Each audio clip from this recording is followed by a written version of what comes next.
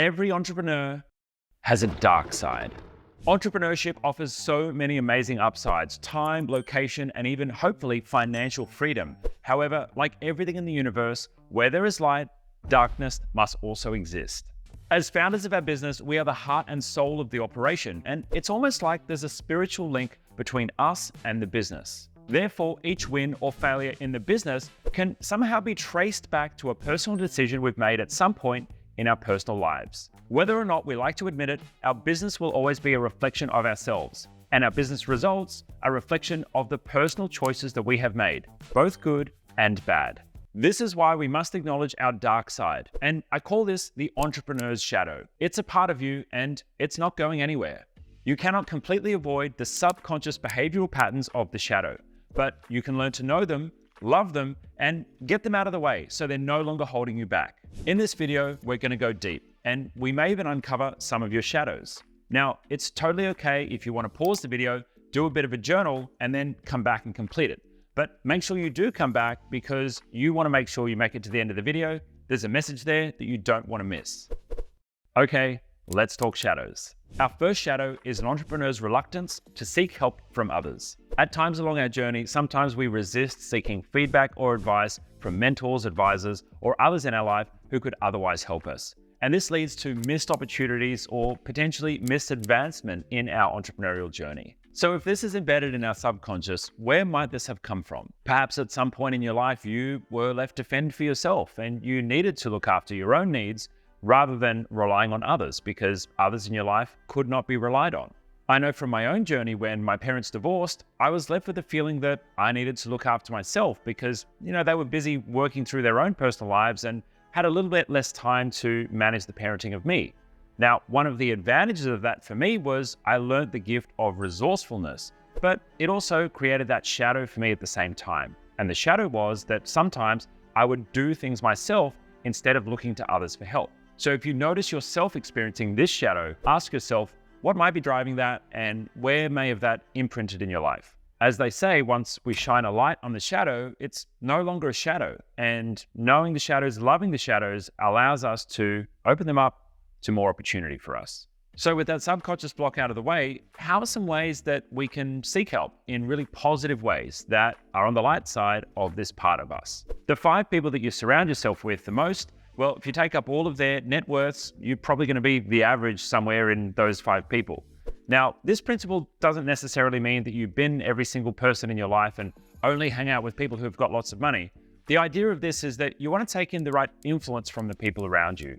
You don't want to surround yourself with people who don't have aligned goals with you in how you want to build your life. And remember that net worth doesn't just relate to money. It could relate to lifestyle, it can relate to your community engagement, it can even relate to your measures around family and happiness and how you live your life. Next up is finding great mentors. Now, there's a great principle that a friend shared with me called the ladder principle. And that is that if you're looking for a great mentor, don't look for someone who on the rungs of a ladder is 4 or 5 or 6 rungs away from you.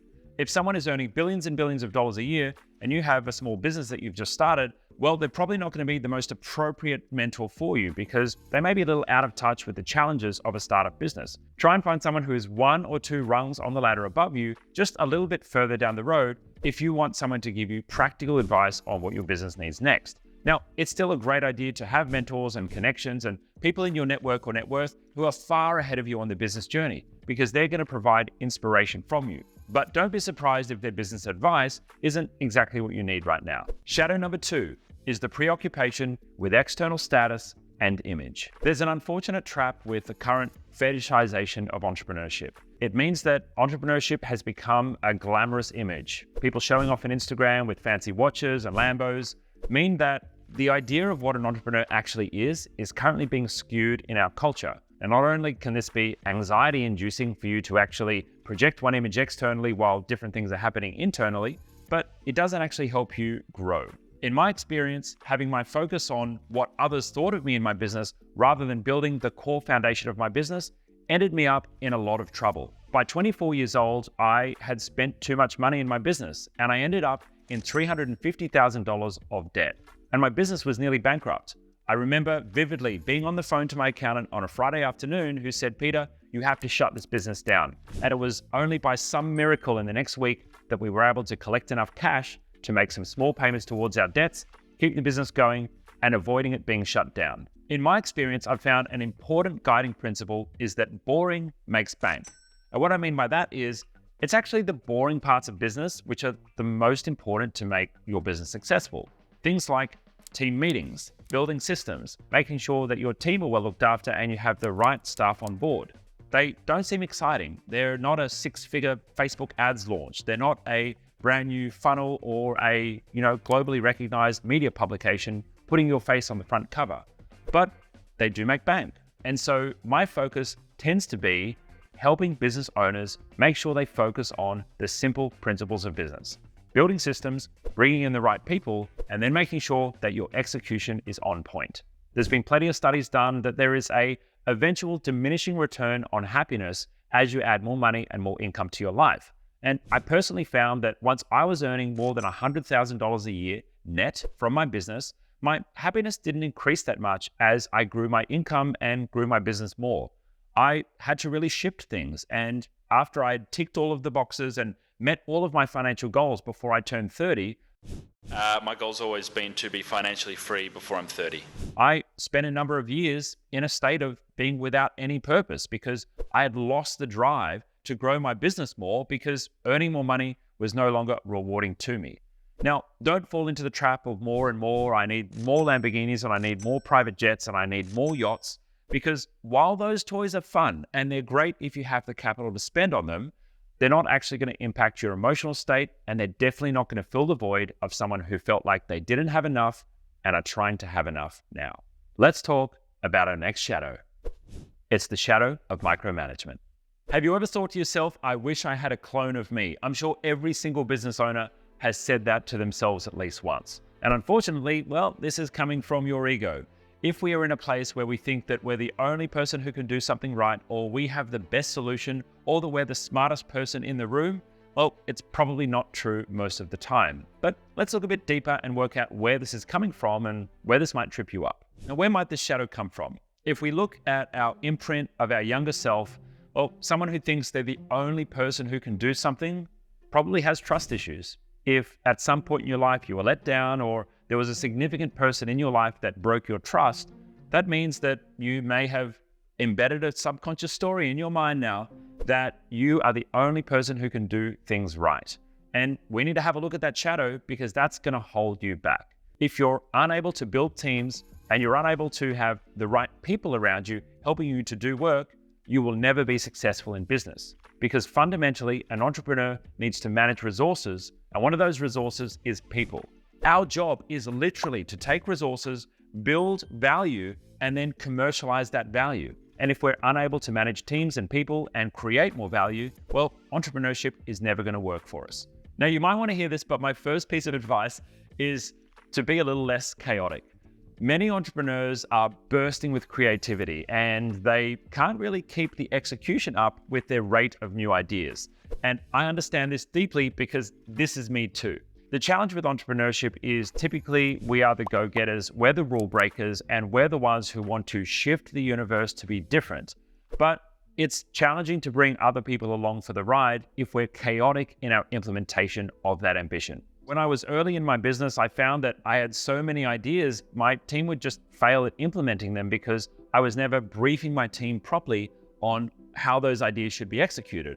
And at the end of the day, looking back now, reflecting, not all of my ideas were actually great ideas.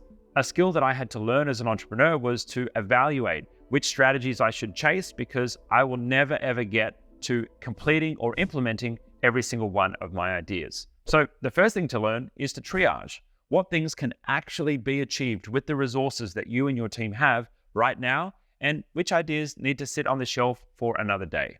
Here's how a business sausage factory works. On one side, you have customers and revenue coming in the door. During the production line, you have your product or service being created, and at the end, your value is created. That value goes to the customer, that value goes to you, and of course, you need to pay your employees as well. That value is created, and that whole process is your literal job as an entrepreneur. So if you've got a chaotic business that is not following a clear production line, well, it can never really be a business. Now, of course, you need to make sure that you have the staff running the production line. And how do you manage that without micromanaging? Well, my philosophy of creating systems and processes and building a business that works without me is simple systems, but strong enforcement. Everything we do comes back to documenting a process, documenting a philosophy, or documenting the way that we do things. And all we need to do is have staff comply to the system. Now, it doesn't mean that you're hounding them over every single choice or decision that they make, but it does mean that you have a clear process for the business. We don't want someone creating a beef sausage and putting chicken in it. That's the kind of thing that you need to have strong enforcement on. How are the products produced and what is the result that we're looking for? If in the back of your mind right now you're thinking, but they won't do it as good as me. Well, that's unfortunately going to be the reality forever. Your team will never care about your business to the same level that you do. They're probably only ever going to care about it 80%, even if they're highly motivated and they really love the brand and the mission and where they're going. They don't have their name on the door and they're not you. I imagined myself being the CEO of a public company in that I could be removed at any point.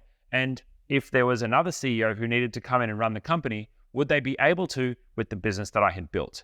A business that collapses like a house of cards when the founder is removed is not a true business. It's just one person with 20 assistants surrounding them.